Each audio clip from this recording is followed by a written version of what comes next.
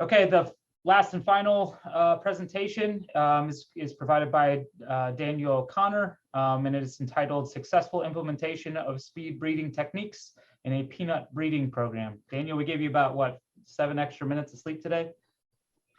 Yeah, no, I'm raring to go. It's what, 7 o'clock in the morning here. I'm bouncing off the walls. The sun's out. It's looking great over here. Great, So, go ahead. Oh, better put my video on, sorry. Okay, thanks everyone. Nice to see you all today. I'm going to give you a brief rundown. Oh, my page down. Oops, sorry. Now we're off and race. So we're going to give you a brief update. No one's heard anything about Australia for a couple of years with COVID and those type of things. So I'll give you a brief update of what the industry is doing here. A few changes in the breeding program, and also I'll discuss what we've been doing with this speed breeding container, which has been pretty exciting so far. We're making things happen. Not always the right things are happening, but it's been quite an interesting little exercise. So over the past couple of years, in 2018, Bega cheese, we got taken over by a dairy company. They've moved in to become what they want to become is the Great Australian Food Company. They actually acquired Mondelez, which was an offshoot of Kraft peanut butter and Kraft over here, which gave them Vegemite and also the peanut butter. And there's actually, I'm not sure if many of you heard about that, but there was a big court case over about 3 or 4 years between Kraft and Bega. So Bega could use that actual jar you can see there. Bega won that case, and I think Kraft had to pay him a few $1 million. So, but that got resolved last year. So there's been a few changes over the last couple of years with Bega taking over. It's a pretty big operation, Bega cheese. I think in 2021, they've taken over another big lion dairy organisation. So their annual revenue might even be double what you can see there now. So it's been a godsend for the PCA. It was struggling pretty well. So Bega's been a very positive thing for the peanut industry in Australia. And probably the biggest thing that we've known now is the move to peanut butter. So really our business, if I talk to people on the board of directors and things like that, they're looking at spreads and peanut butters. As part of moving into that space, they're looking at more natural peanut butters. And in Australia, they're the fastest selling or the highest growth margin for peanut butter. And with our production being relatively low compared to what we use, all these products you see in front of us here, they're 100% Australian peanuts. That's what they're looking to do. In their core peanut butter, which is their standard peanut butter, it's still predominantly imported products. We probably still import 60% of the peanuts that we eat in Australia. So I'll just give you a quick view over the Australian peanut crop for 2020, 2021. Everything's pretty much in Queensland now. There's not many growers left down in New South Wales. We've got a couple of people in Northern Territory growing a few acres here and there. But overall, she's pretty much all in Queensland. Our primary growing region has moved to the coast, really. It's been pretty diabolical the last couple of years, dryland around our traditional Kingaroy areas. So that's, you can see there where most of our production is now. This gives you a bit of an overview of our production. Kingaroy, our dryland production, we'll probably get a 5,000 tonne here. Our yields will be pretty low, mainly because it didn't rain in January or February, which is our key pod filling months.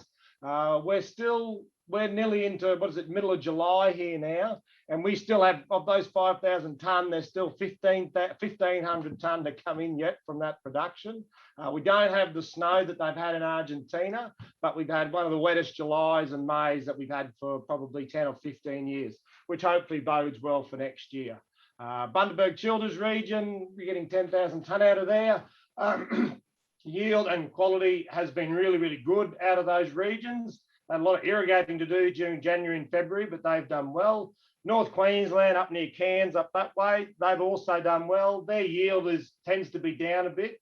they had the opposite problem where they had too much rain, not enough. So they had a metre of rain in about 3 days. I think that happened twice during the season. So late leaf spot is a big issue up there. And then our other small irrigated production, predominantly seed areas, is around 5 tonne a hectare. As you can see there, we're predominantly runners and there's only a few Virginias. Our Virginias really are predominantly grown in our dryland area. One other thing to note, which is important for the breeding program and peanut breeding in Australia, is this year, probably about 54% of our 8 commercial varieties we've got, 54% of that seed sold was varieties that were being released over the last 3 years.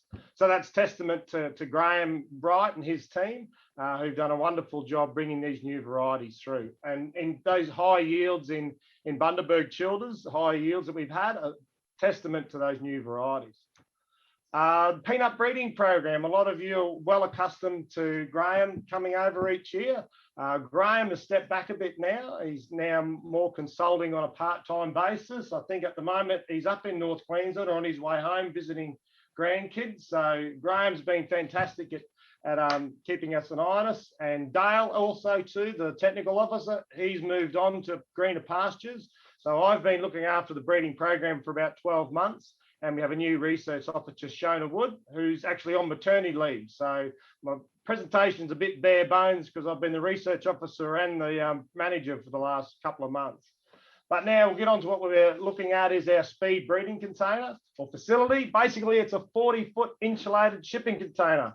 As you can see there, we put in 2 reverse cycle air conditioning units, 9 600-watt lights. And I just had a look, I'm not sure how the US measures electricity, but we used about 28,000, I think, kilowatts of energy to run the shipping container with air conditioning and the lights. And that'll equate to about $7,000 Australian of how much it cost us to run this year. And that was running basically for the full 12 months. We never turned it off. Having a look, this is what we were able to achieve. This is February to July. I haven't got the readings before that, but it was pretty similar. We're sitting around somewhere between that 25 to 30 degrees. I believe Shona turned it up. You can see there about 3 parts away across the screen. She turned it up a degree or 2, wanted it a bit hotter, and that's pretty much sitting consistently throughout the year. I think a few of those lower spikes of where we had power cuts and things like that. But overall, it's been pretty consistent temperature, and it's nice in winter to go in there and do crossing, which is what I'll do straight after this presentation.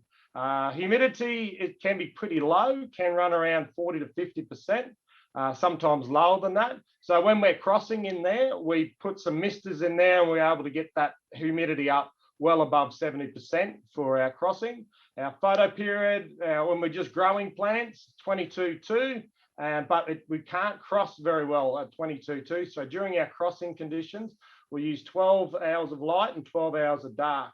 And that seems to be working pretty consistently. Our crossing this week has started off really, really well. Flowers opening up, really nice pollen to cross with. So I'd say our success rate is probably around 50% in the shipping container. We're hopefully going to improve that upward to around 70% as we get a bit better at it. But it's successful in there, which has been really good because it means we can cross 3 or 4 times a year, not just once in the glasshouse.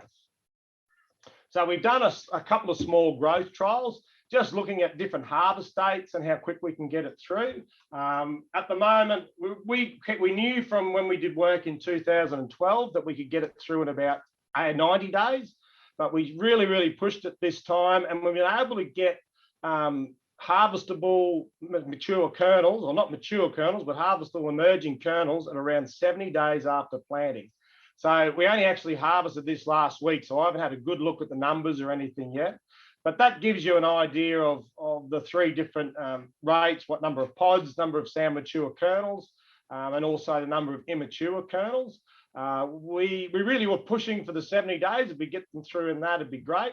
We didn't have as many kernels, sound mature kernels in there, but we'll have a look at our emergence soon. Our growth trial post-harvest, this is an area we still need improvement in. Basically, we harvest, we dry the pods in the ambient temperature, just in the shipping container for 3 days. Then we shell them out and then we break dormancy using heat treatment, and then just plant those sound matures back into the breeding facilities. So this last trial, which was really, really interesting, the 70 days and the 77 days after planting, we had about 90% emergence, which we were pretty surprised at, because the first time we did this, the early 70 days ones, I think it was only about 30% emergence.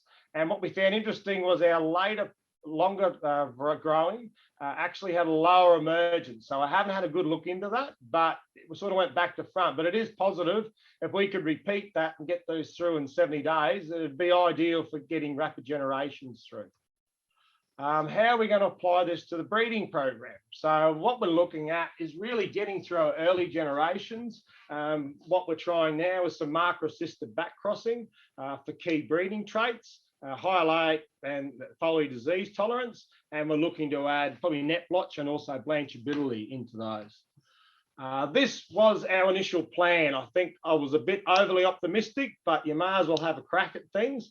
What we found interesting, we had our crossing done 2019-20. They go up to our little nursery near Cairns Airport up in North Queensland. And then we were looking to have them back here to look at some back crossing at 2000 in the summer of 2021.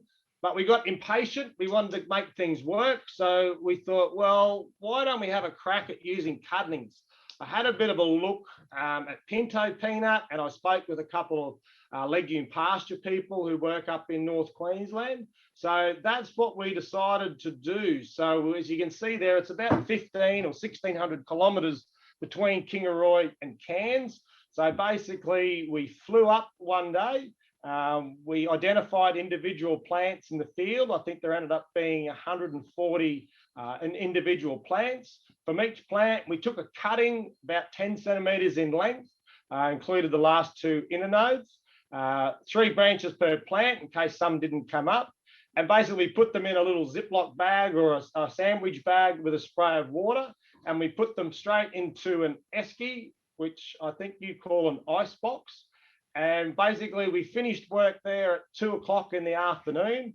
We jumped on the plane at 4 o'clock in the afternoon. We were back in Kingaroy by 10 o'clock that night, and we planted those cuttings out the next day, sort of by 10 or 11 o'clock in the morning. We were back in there doing that. We kept it really simple. We looked at a lot of literature, and I thought, oh crikey, there's a lot of stuff that we probably haven't got facilities to do properly. So I went back to the pinto peanut and to our legume pasture people I spoke to. Basically, we got the cutting, dipped it in rooting hormone, just stuff you'd buy from your local hardware store or plant supply store, dipped into a bit of inoculant and planted directly just into a commercially available seed and cutting commercial potting mix. We had 420 cuttings planted, and of those 420, 401 survived. We were pretty surprised about this. And what was found interesting is we got caught short a bit because we were going to try and back cross with some of these. We didn't think it would work. We didn't have the females ready. But flowering started about 2 weeks after transplant. You might be able to see the odd flower in amongst those 420 cuttings there.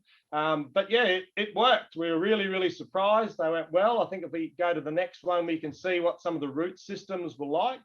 And we were able to cross successfully in there. I wouldn't say we were able to cross well successfully in there, but we were able to, the system worked to try and get things through quickly, and especially to get that first generation going. And it was really important that we did get those cuttings. Well, we did, because magpie geese came up in November, a week before harvest, and ate every single peanut off that trial. So that was something we hadn't come across before. We ended up putting netting over them again, or more netting over them, and letting them grow out for another couple of months. And we did harvest pods off all those plants up there. It was a pretty amazing thing to see those magpie geese, how amazing they were to leave all the peanut plants and take all the peanut pods. So overall, the system has worked. Where are we now? Basically, we've been a bit slower than what we would like. We're a pretty small team, so we've got a fair bit of things going on. But what we're working towards, we'll go back and we'll be doing that back crossing 2. Will be commenced last week.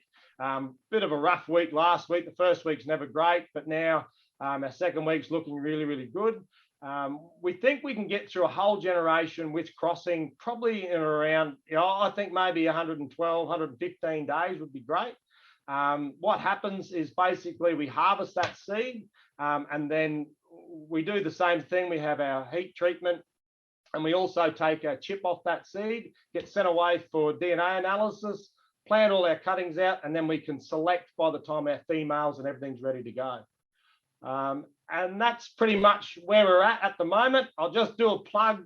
They've got, since we've got this new company of Bega taking over, they put us on Instagram. We've got Instagram stories. My 21-year-old daughter now follows this, and they think they've got a new demographic. So she gets all the mates to do it. So, but it's just me being a bit of a goon. So any grad students or anything who want a bit of a laugh, they can look at us every Friday on Instagram. And thanks to everyone, GRDC, DAF, Department of Agriculture here, Bega Cheese, and thanks very much for the opportunity to talk to you today.